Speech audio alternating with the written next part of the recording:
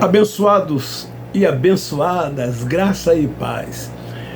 Eu quero dizer aqui aos religiosos evangélicos que são inscritos no meu canal, que visualizam as minhas mensagens, mas ainda não têm essa visão do evangelho eterno, esse evangelho revelado pelo Cristo ressuscitado a Paulo, que ainda não tem o entendimento, porque não foi salvo na mente. Meus cumprimentos se estende a você também.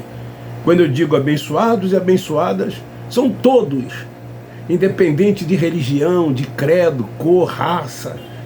Tá bom? Um beijo aí no coração de cada um de vocês que ainda fazem parte do sistema religioso. Nós o amamos. Vocês são nossos irmãos. São filhos de Deus. A diferença, queridos, é que vocês ainda não têm o entendimento. O véu ainda está posto sobre o rosto. Vocês ainda seguem o Cristo Nazareno. Vocês ainda vivem antes da cruz. A diferença é esta: nós seguimos o ressuscitado. Vivemos depois da cruz. O véu não está mais posto. Somos adultos, alimentados com a sã doutrina, com a palavra da verdade. Crescemos em graça e no conhecimento, reinamos em vida. Sabemos qual é a perfeita, boa e agradável vontade de Deus. Descansamos nele. Vocês ainda vivem debaixo dos preceitos dos homens, dos seus achismos, dos seus rudimentos. Buscam autojustiças. Tem que praticar cerimoniais, frequentar templos. Amam os títulos, estar em evidência. Essa é a diferença. Mas, no mais, somos todos irmãos. Jamais vamos chamar vocês de herege, mesmo vocês não tendo o entendimento com o véu ainda posto. Nós jamais vamos fazer isso. O que vocês fazem conosco. Jamais vamos chamá-los de anticristo, de falso profetas, pelas mentiras, pelos enganos que ainda são ensinados e pregados dentro dessas sinagogas. Não é essa a nossa visão a respeito de vocês, porque o amor é a essência de tudo, e nós amamos a todos. Todos são nossos irmãos. Eu sei que vocês não aceitam isso. Eu sei que vocês não querem entender isso, porque irmãos para vocês, só depois que aceitar Jesus como Salvador, só depois que se batizar em águas e beber o suco de uva e comer o pão e se tornar um frequente assíduo das sinagogas, desses templos religiosos que vocês chamam de igreja. Aí sim, vocês consideram irmãos. Aí sim, as pessoas agora estão salvas, porque segue o entendimento da religião. Eu quero hoje falar sobre a questão da fidelidade, porque a gente escuta as pessoas dizerem assim: Deus é fiel a você, permaneça porque Deus, Ele é fiel para contigo. Eu quero te dizer que essa fidelidade de Deus, ela não tem nada a ver com os dias da nossa carne. Deus não tem fidelidade nenhuma para com nenhum de nós. Nós somos espirituais. Nós não somos carne e sangue, somos um espírito revestido de carne. O nosso mundo é um mundo espiritual. As nossas conquistas são espirituais. Elas já foram determinadas por Deus antes de tudo e de qualquer coisa. Então nós vivemos e andamos por fé, tomamos posse. Não estamos voltados para as coisas desta vida. Não precisamos desses comportamentos que os religiosos têm ao se dirigir uns aos outros. Acredite, irmão. Prossiga, irmão. Deus é fiel a você. Então, Jeremias capítulo 1, versículo 12 diz assim: disse-me o Senhor, viste bem, pois eu velo sobre a minha palavra para a cumprir. Deus não é fiel a você, nem a mim, a nenhum de nós. Deus é fiel à sua palavra. É a sua palavra que Deus é fiel, não a nós. Esse é o tema de hoje. É esta palavra que eu quero trazer. É essa palavra que eu quero que você entenda de uma vez por toda que Deus, Ele é fiel à sua palavra. Queridos, a fidelidade de Deus não depende da credulidade do homem.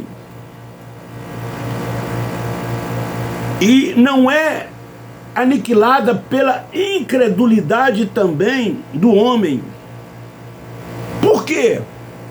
Porque Deus, Ele é fiel à sua palavra.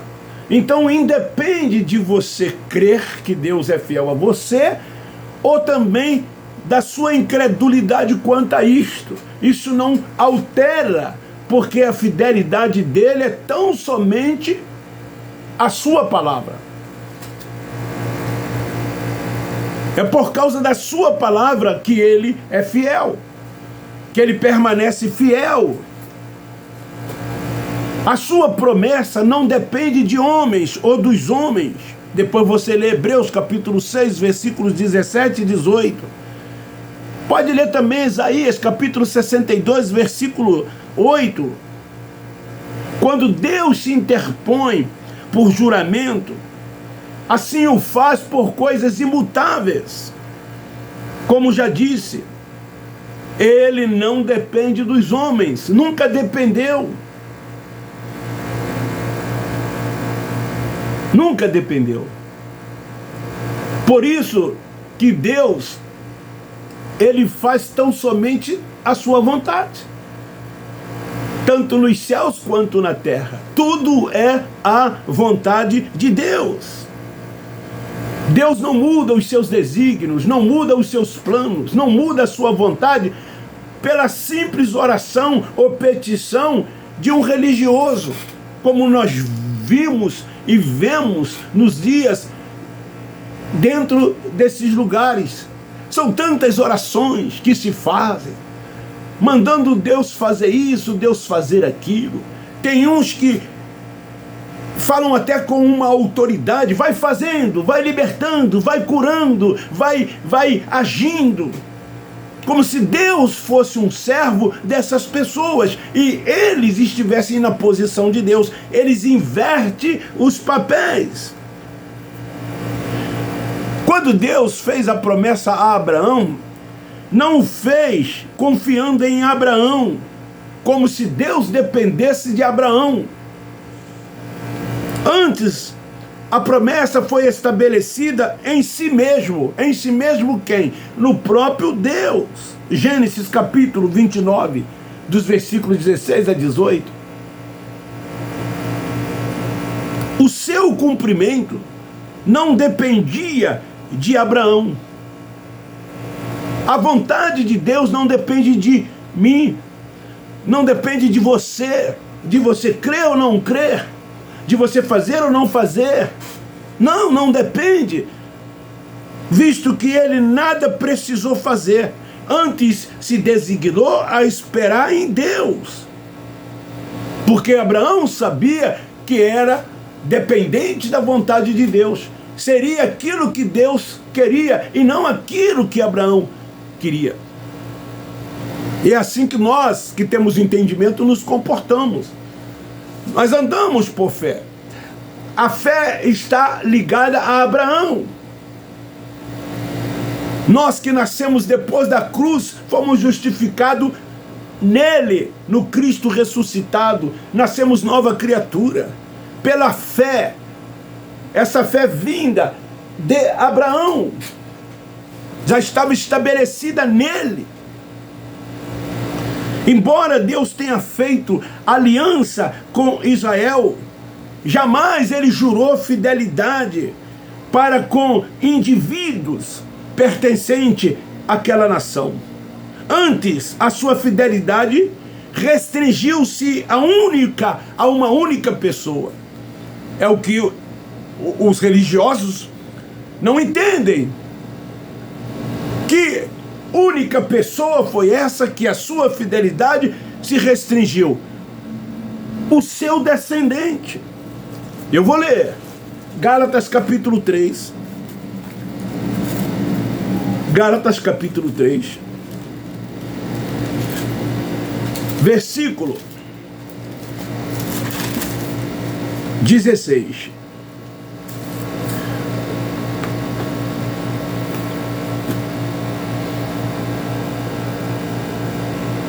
Ora, as promessas foram feitas a Abraão e seu descendente. A Escritura não diz e a seus descendentes, como falando de muitos, mas como de um só, e a teu descendente. Quem era o descendente de Abraão? Cristo. Então restringia a sua promessa, a sua fidelidade, tão somente ao seu descendente, que era Cristo, e a sua própria palavra encarnada, e especificamente a palavra é o alvo da fidelidade de Deus. Depois você lê João 1:1, Isaías 55:11, lê a promessa e a fidelidade de Deus.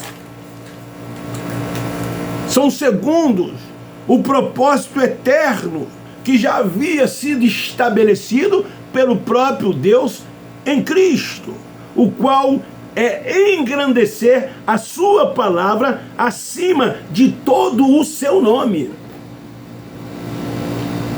A sua palavra, a palavra de Deus, desse Deus único, desse Deus todo-poderoso, Criador de todas as coisas, Senhor de tudo e de todos, está acima de todo o seu nome, do nome do próprio Deus. Versículo de número 2 de Salmo 138. Inclinar-me-ei para o seu santo templo e louvarei o teu nome por causa do teu amor e por causa da tua fidelidade, pois engrandeceste acima de todas as coisas o teu nome e a tua palavra. Talvez você não concorde, porque é comum as pessoas dizerem: Deus é fiel a mim.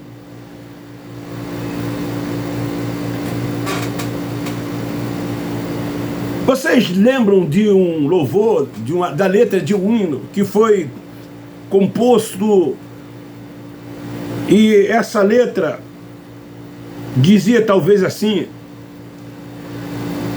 Tu és fiel, Senhor, Tu és, Senhor, fiel, Senhor, Tu és fiel a mim. Talvez você pergunte: mas por que o pai foi fiel ao filho? Sabe por quê? Porque ele foi o único humano que em tudo foi fiel ao pai. Jesus, mesmo humano que era nascido de mulher, um judeu, o Cristo encarnado, a manifestação de Deus, ele conseguiu na sua carne ser fiel a Deus, ao Pai. Foi o único que nunca pecou, mesmo sendo homem. Hebreus capítulo 3:2, Filipenses capítulo 2, versículo 8, Salmo 16, versículo 10, são referências no tocante a ele, ao Cristo. Aí, no que isto implica? Quem sabe você pergunta. Pergunte. Implica na mais pura verdade. Se Deus fosse fiel a homens, teria que ser fiel mesmo quando estes fossem infiéis. E todos os homens são infiéis para com Deus.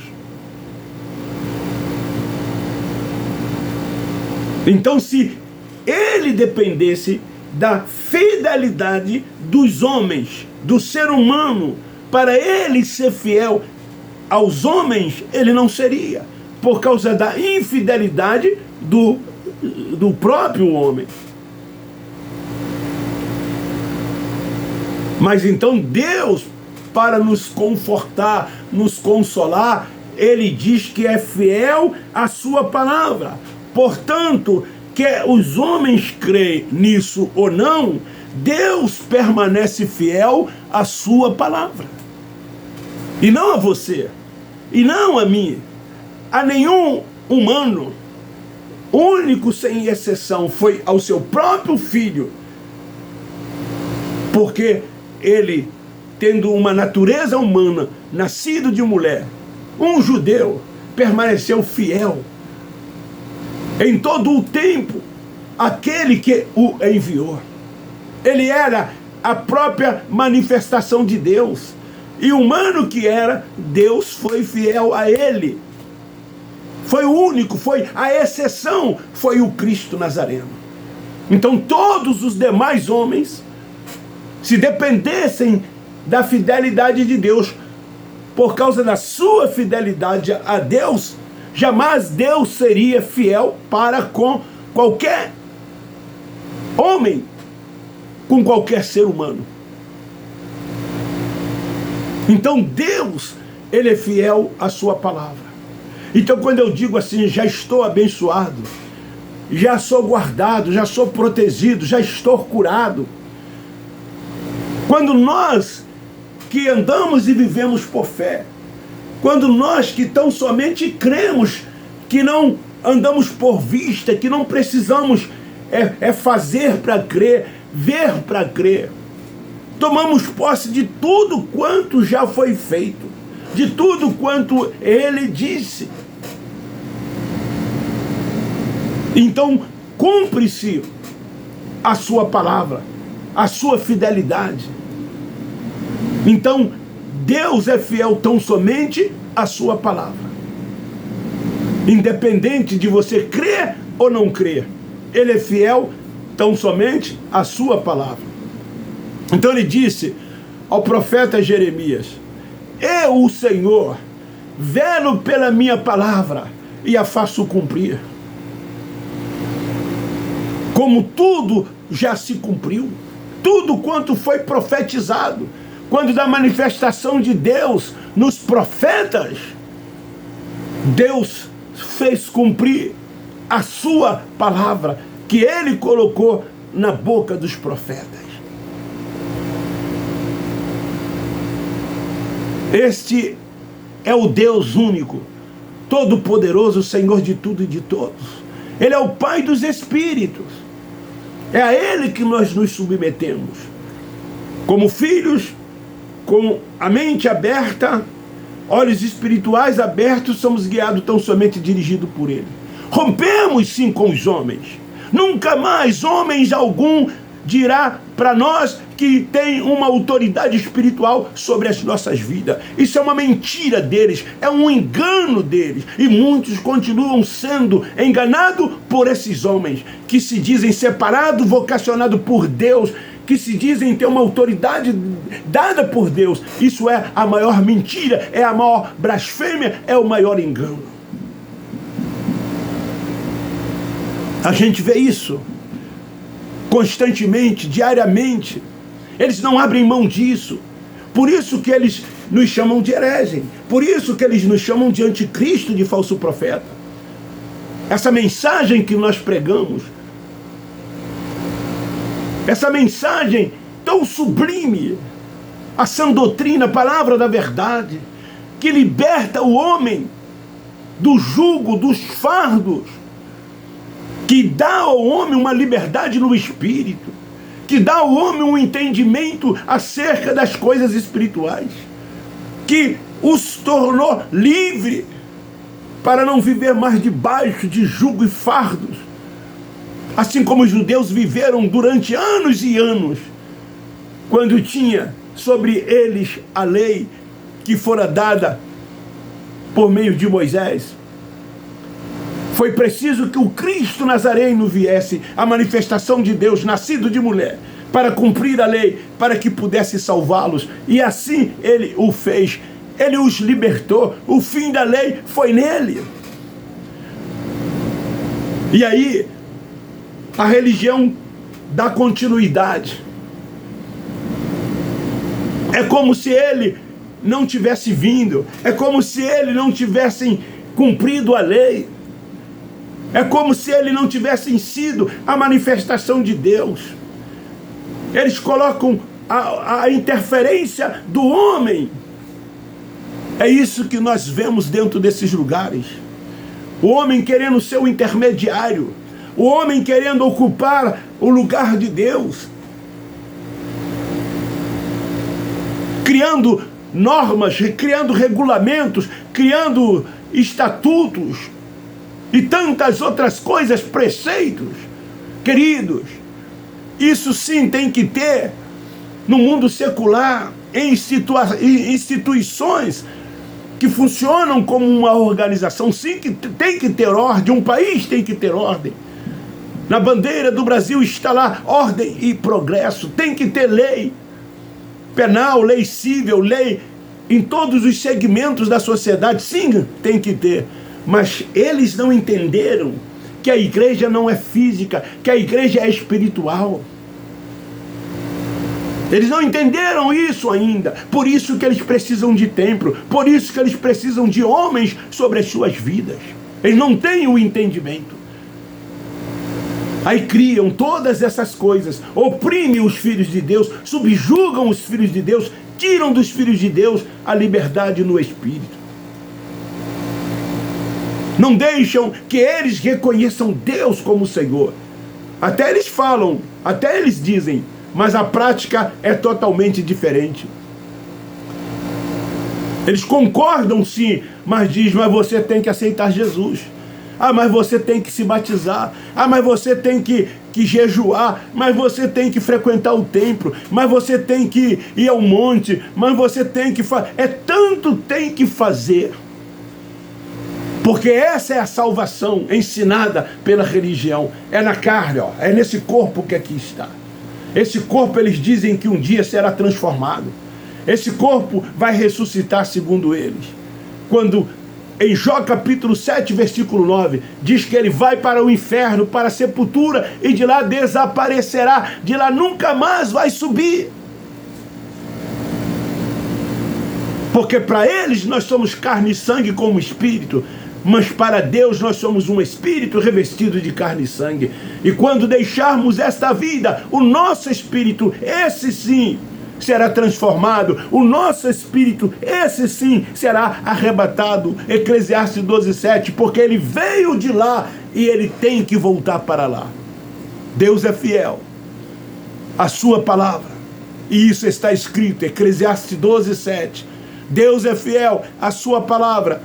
E o corpo voltar ao pó da terra, ao inferno. Jó capítulo 7-9. Deus vela pela sua palavra e a faz cumprir. Beijo no seu coração, um forte abraço. Se gostou, dê um like. Você que não é inscrito, se inscreva, divulgue e compartilhe. Vamos levar esta pérola da graça de Deus para que os nossos irmãos, os filhos da Livre que lá estão, possam ouvir. E quem sabe vem o entendimento não dado por mim, mas dado pelo Espírito Santo. Cada um de vocês, nós da graça de Deus amamos vocês.